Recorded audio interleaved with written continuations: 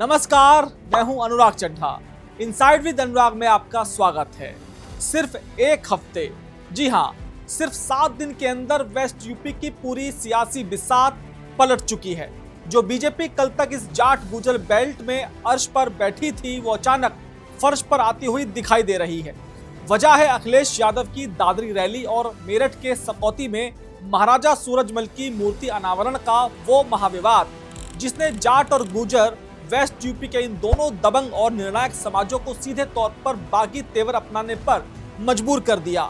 इन दोनों समाजों ने बीजेपी को कड़ा अल्टीमेटम दे दिया है कि अब वो अपना नया सियासी ऑप्शन ढूंढने की फिराक में है और इसी दरकते वोट बैंक, इसी सुलगती हुई चिंगारी को बुझाने के लिए जो बीजेपी कल तक गठबंधन में बड़ा भाई होने का दम भरती थी, आज उसे आरएलडी और चौधरी जयंत सिंह की शरण में जाना पड़ रहा है।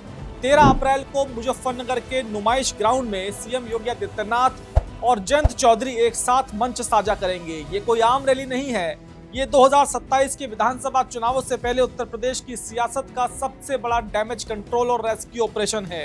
दोस्तों, 13 अप्रैल को मुजफ्फरनगर के नुमाइश ग्राउंड में एक विशाल जनसभा होने जा रही है, जहां मुख्यमंत्री योगी आदित्यनाथ और राष्ट्रीय लोकदल के मुखिया जयंत चौधरी एक साथ गरजेंगे। दिलचस्प बात यह है कि सीएम योगी का यह कार्यक्रम पहले 9 अप्रैल को तय था। मंत्री कपिल देव अग्रवाल के मुताबिक वहां एक बड़ा रोजगार मेला लगना था, जिसमें 150 से ज्यादा राष्ट्रीय और अंतर्राष्ट्रीय कंपनियां 5000 से ज्यादा युवाओं को रोजगार देने आ रही हैं। लेकिन सूत्रों की माने तो जब सियासी जमीन खिसकती दिखी तो बीजेपी के रणनीतिकारों को समझ में आ गया कि सिर्फ रोजगार मेले से जाट और गुर्जर समाज का गुस्सा शांत नहीं होगा। इसके लिए मंच पर उस शख्स की जरूरत है जिसे ये समाज अपना नेता मानता है, यानी जयंत चौधरी। जयंत को साथ लाने के लिए इस पूरे कार्यक्रम को 9 अप्रैल से खिसकाकर 13 अप्रैल कर दिया गया। सिर्फ बीजेपी नहीं, आरएलडी ने भी इस रैली को अपनी नाक का सवाल बना लिया है। 8 अप्रैल को आरएलडी ने एक इमरजेंसी मीटिंग बुलाई, जिसमें जिले के तमाम विधायकों, पूर्व विधायकों और पदाधिकारियों को सख्त निर्देश दिए गए कि 13 अप्रैल की रैली में भीड़ जुटाने और इसे ऐतिहासिक बनाने में कोई भी कोर कसर बाकी छूटनी नहीं चाहिए, क्योंकि इस रैली की सफलता ही ये तय करेगी कि 2027 के चुनाव में जयंत का कद कितना बड़ा होगा। अब ये सवाल है कि आखिर बीजेपी को इस डैमेज कंट्रोल की जरूरत क्यों पड़ी। इसका जवाब बीती 29 मार्च की 2 अलग अलग घटनाओं में छिपा हुआ है, जिसने वेस्ट यूपी में राजनीतिक लू चला दी है। एक तरफ नोएडा के दादरी में समाजवादी पार्टी के मुखिया अखिलेश यादव ने गुर्जरों का एक विशाल जमावड़ा किया और खुले मंच से ऐलान कर दिया कि वो लखनऊ में गुर्जर समाज के 3 महानायकों सम्राट मिहिर भोज, कोतवाल धन सिंह गुर्जर और स्वतंत्रता सेनानी विजय सिंह पथिक की भव्य प्रतिमा लगवाएंगे। अखिलेश के इस दाव ने गुर्जर समाज में बीजेपी के खिलाफ चल रही उपेक्षा की भावना को हवा दे दी और उन्हें बागी बना दिया। उसी दिन, ठीक उसी समय मेरठ के सकौती में जाट राजा महाराजा सूरजमल की प्रतिमा अनावरण का कार्यक्रम था। इस कार्यक्रम में बीजेपी के बड़े जाट चेहरे और पूर्व केंद्रीय मंत्री डॉक्टर संजीव बालियान मौजूद थे। लेकिन बवाल तब हो गया जब पंजाब के सीएम भगवत मान और राजस्थान के सांसद हनुमान बेनीवाल ने उसी मंच से प्रधानमंत्री नरेंद्र मोदी और मुख्यमंत्री योगी आदित्यनाथ के खिलाफ तीखे बयान दे दिए। इस घटना ने बीजेपी के अंदर ही जाट नेताओं के बीच गहरा युद्ध छेड़ दिया। एक तरफ दादरी से गुर्जर छिटकते दिखे और दूसरी तरफ सकौती रैली से जाट समाज में बीजेपी के खिलाफ नाराजगी उभरकर सामने आई। बस इसी डबल अटैक की काट है 13 अप्रैल की मुजफ्फरनगर रैली। अगर आप आंकड़ों और इतिहास पर नजर डालें तो पश्चिमी उत्तर प्रदेश में जाट और गुर्जर, ये 2 वो पिलर हैं जिन पर किसी भी पार्टी की इमारत खड़ी होती है। 2014 के लोकसभा और 2017 के विधानसभा चुनाव में इन दोनों समुदायों ने बीजेपी के पक्ष में एक तरफा वोट किया था और यही कारण था कि बीजेपी ने वेस्ट यूपी में क्लीन स्वीप किया था। लेकिन राजनीति स्थिर नहीं रहती। 2019 के लोकसभा चुनाव और 2022 के विधानसभा चुनाव तक आते आते जाटों का एक बड़ा वोट बैंक वापस अपनी पुरानी पार्टी यानी कि आरएलडी की तरफ शिफ्ट होने लगा। किसान आंदोलन ने इस खाई को और चौड़ा कर दिया था। बीजेपी की टॉप लीडरशिप इस खतरे को भांप चुकी थी, इसलिए 2024 के लोकसभा चुनाव से ठीक पहले उन्होंने चौधरी चरण सिंह को भारत रत्न देकर जयंत चौधरी को एनडीए के पाले में खींच लिया। 2024 में जयंत के आने से बीजेपी ने जाट वोटों का तनाव तो टाल दिया, लेकिन इस बीच गुर्जर समाज खुद को इग्नोर महसूस करने लगा। दादरी रैली में गुर्जरों की नाराजगी इसी बात का प्रतीक है कि 2027 में वो नई राह पकड़ सकते हैं। अगर जाट सकौती विवाद के कारण कंफ्यूज रहे और गुर्जर अखिलेश के साथ चल गए तो 2027 में वेस्ट यूपी से बीजेपी का सुपड़ा साफ होना तय माना जा रहा था। इसलिए बीजेपी को अब आरएलडी और जयंत चौधरी में संजीवनी नजर आ रही है। इसलिए 13 अप्रैल की रैली को 29 मार्च में हुए विवादों के डैमेज कंट्रोल के रूप में देखा जा रहा है।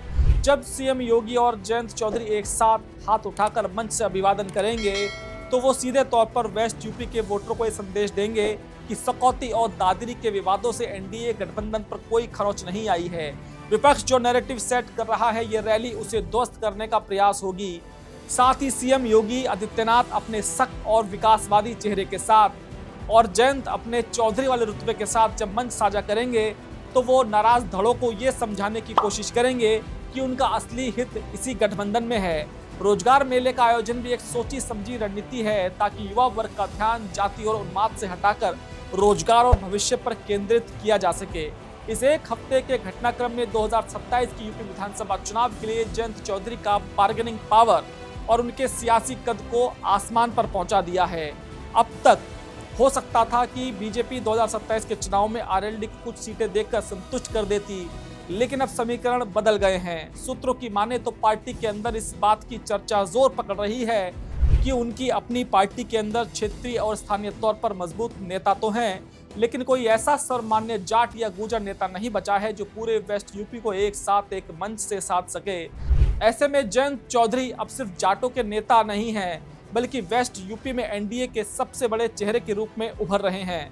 2027 के चुनाव में टिकटों के बंटवारे से लेकर वेस्ट यूपी की राजनीति तय करने तक आरएलडी की भूमिका अब जूनियर पार्टनर की नहीं बल्कि किंग मेकर की होगी। लेकिन अगर आप सोच रहे हैं कि इस पूरी सियासी बिसात में सिर्फ जयंत का ही फायदा है और भाजपा लाचार खड़ी है, तो तस्वीर का दूसरा पहलू भी देखना जरूरी है। मुजफ्फरनगर की ये रैली कोई वन वे ट्रैफिक नहीं है। भाजपा भी अपना सबसे बड़ा ट्रम्प कार्ड खेल रही है, यानी ब्रांड योगी। अखिलेश यादव दादरी और सकौती के जरिए वेस्ट यूपी को जातियों के खांचे में बांटकर अपना पीडीएफ फॉर्मूला सेट करने की कोशिश कर रहे हैं। लेकिन भाजपा बखूबी जानती है कि जब जाति का गणित हावी होता है तो उसे सिर्फ हिंदुत्व की छतरी और योगी का बुलडोजर मॉडल ही काट सकता है। जयंत चौधरी को अपनी पार्टी का वजूद बचाने और उसे विस्तार देने के लिए सत्ता का साथ चाहिए, तो वहीं भाजपा को वेस्ट यूपी का वो अभेद किला चाहिए जो बिना आरएलडी के दरस सकता है। योगी आदित्यनाथ की छवि किसी एक जाति की नहीं है, बल्कि एक कड़क प्रशासक की है।